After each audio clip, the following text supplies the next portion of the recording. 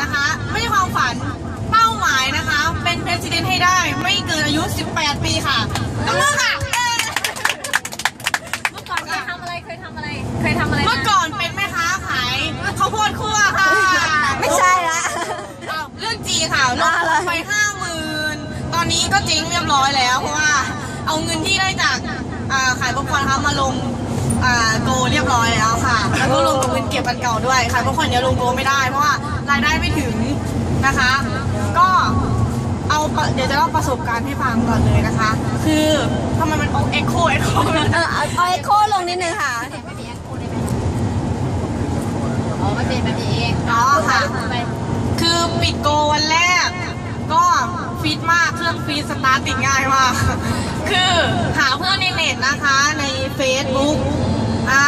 คุยมีใครโทรมามีเบอร์ใครโทรคุยหมดทุกคนนอนตอนนั้นนอนประมาณเที่ยงคืนก็ชวนเขาว่าปิดโกเยอะแยะมากมายเลยแต่ว่าได้มา1 คนค่ะวันแรกที่ปิดโกค่ะก็เมื่อค่ะเก่งค่ะ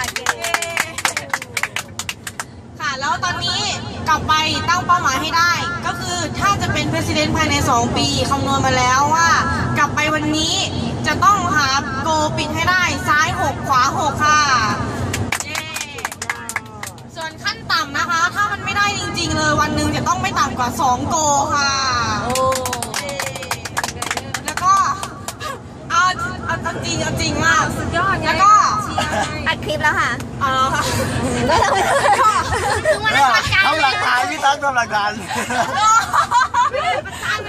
อัดไว้ด้วยค่ะซ้าย3ขวา3จะต้องไปให้ได้จะต้อง